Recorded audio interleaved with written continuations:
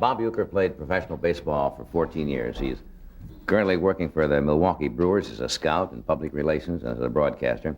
And since World Series time is when? When's the World Series? Soon, very soon. October. We thought we would have... Your audience is well informed tonight. What do I know? It's coming up soon. We thought we'd invite Bob to kind of reminisce about some of the great World Series games he's enjoyed watching from the grandstands, like a lot of us. Would you welcome Bob Uecker?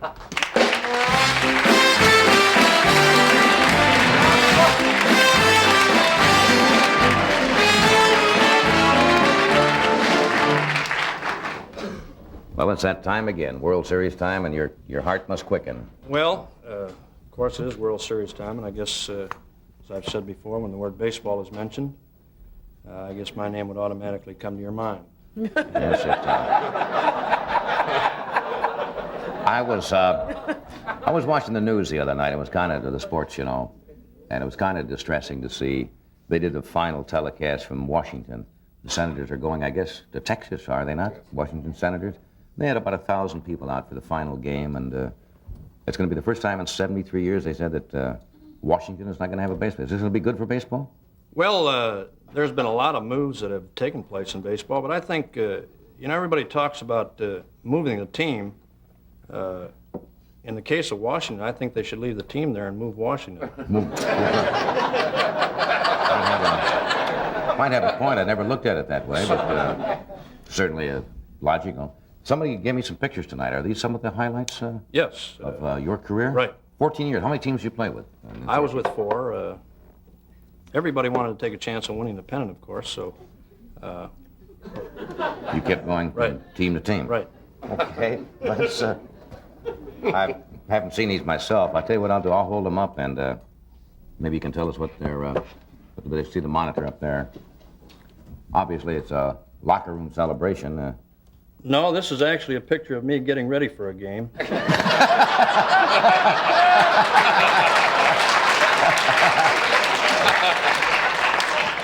You know, don't believe in waiting too long, huh? No, I hadn't played in a couple days, and to get me ready, why they Kind of prime you a little bit, huh? prime me up, right? Was that actually a pennant winning team at all? No, not after that picture was No, taken. that's you were a catcher. Yes, I was. Chaser. A chaser. Now, that is you down here? Yes, that's me. That's my hidden ball trick.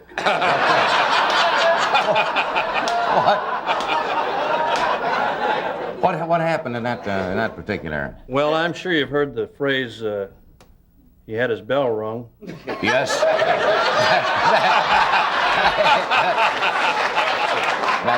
And it's chimed for quite a while, doesn't it? Yes. Yes. All right. I'm not quite sure what this is. This is a series of montage of pictures. What does this show? Well, I this, guess the first picture is where? Up Right. here? Yeah. This, John, you remember when I talked about catching the knuckleball? Right.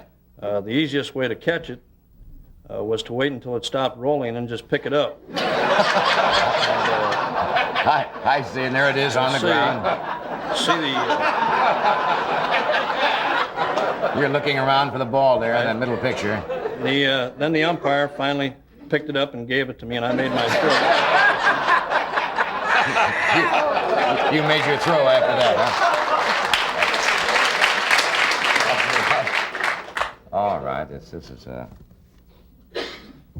is obviously, here we get a shot of it, This is obviously a team This is a photograph. team picture that once a year they have these team picture days is what they are, and on this particular day, this cost Bob Gibson, one of the great pitchers in baseball, it cost him and I a couple $100. They had taken the picture and they had proofed it and everything, and then brought it back to the ballpark before they finally caught that scene there. What? Can you come a little closer on that? Well, Bob and I are holding hands. We're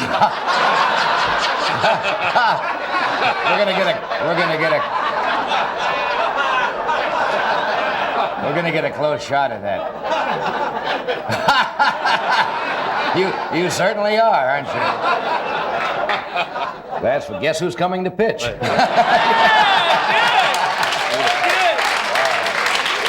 That's a funny put on. And they went out before they really took a close look at it. Yeah, they brought it back ready to give them out before they finally You two clowns are sitting there smiling like two. That's great. All right, now this picture must be obviously of an exciting moment. Yes, this is on a day when the starting lineups were put on the board and the ball club found out that I wasn't playing.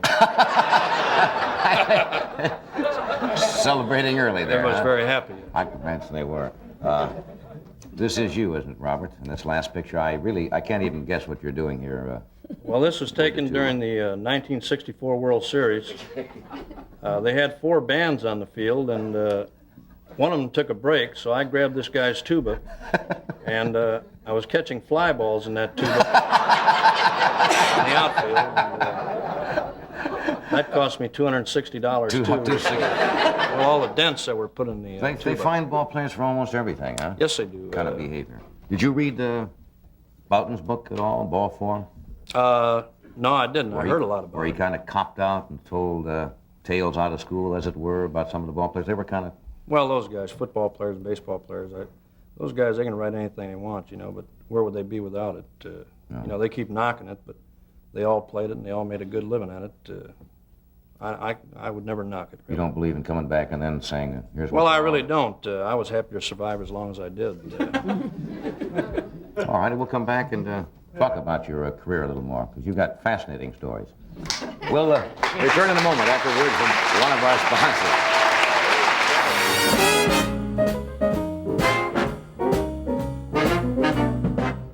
We're talking with Bob Uecker, who spent 14 years in the majors.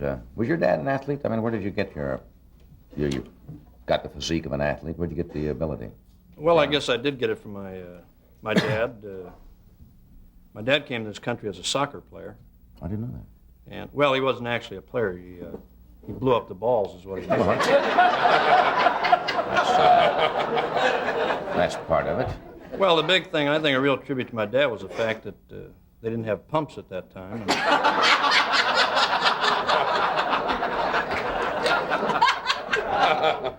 And he did that anyway. Yes, huh? he did. He did a beautiful job. No, I've noticed when I watch ball, most athletes, for some reason, go through kind of rituals or superstitions. They wear the same uniform, the same pair of socks. I think one of the tennis players, somebody, Cliff Ritchie, has one pair of trunks. He plays a match, washes them out, and uses them because it's a superstition. Now, does that run in all athletic Well, I guess I had certain things that used to bother me. For instance, maybe I'd leave the house, I'd be walking outside, and I'd hear one of my kids say, another day, another dollar, 4 at bats, another collar. That would make me think that I wasn't going to get a hit that day. your own family? Well, or I know my dad many times would ask me, I'd be leaving the ballpark, and he'd say, where are you going to be sitting today?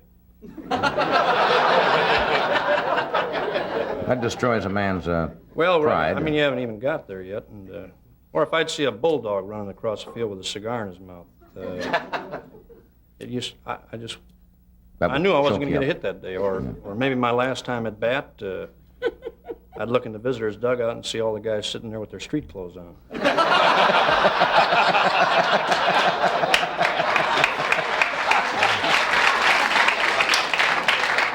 What's the weirdest superstition with other players? Well, I've seen a lot of players. Other players, some fellows have a superstition about picking up dirt. They pick up dirt. I'm sure you've seen them do it, and pick up dirt and throw it out of their hands. And if you do it, they'll do it again. I don't know what it is or why they do it, but if you pick up dirt after they do, they'll bend down and pick it up again. I mean, this can go on. It could be a 9-inning dirt picking up. You see players, a lot of players coming from the outfield to the dugout. They always have to touch, well, either third base or second base, whatever it is. I've seen that when they run in. Now, a player on our bench would try and race out there and beat him to the bag. And it really does bother a lot of players. I mean, if somebody else touches a bag before they do, they're done. That's all over for the day. Right. I never had the problem of touching any bag. You didn't make a lot of treks around, did you? Did you hit many homers in your career at all? No, I didn't. I think Well, there were days, a lot of things used to bother me, John. I'd maybe get a threatening phone call from somebody where, I'd pick up the phone, the guy would say, I hope you get a hit. And you'd choke right there. Well, I mean, it just, there's nothing you can do about it. It just bothers you the rest of the ball game. You ever play Little League ball? Yes, I did. Well, they didn't call it Little League ball at that time. Yeah. They changed the name a few years after I started playing, but I played Little League baseball, and I think really too much emphasis is put on winning and losing with Little League players, really. I know I tell my boy, he comes home and talks about not playing, or another boy is better than he is, and I tell him you've got to work harder, you've got to play more, you've got to try and do your job better. And then, of course, if he's still better than you are, well, then it's up to you to get him on the side and just hit him with a bat or something. You've got to have a certain amount of aggression there. Yes, Child has got to forge ahead. Let me interrupt here a second. With transit fares going up, are they going up again? Yes. Oh, I didn't know that. You certainly don't want to be paying for 2 seats, do you, Ed? Not me, Johnny, but you don't have to starve to reduce. Your daily weight control program could start with this: the Kellogg's Special K breakfast. Special K cereal, juice, orange or tomato, a little sugar, some skim milk, and some coffee. And you know, a breakfast like this satisfies the appetite all morning.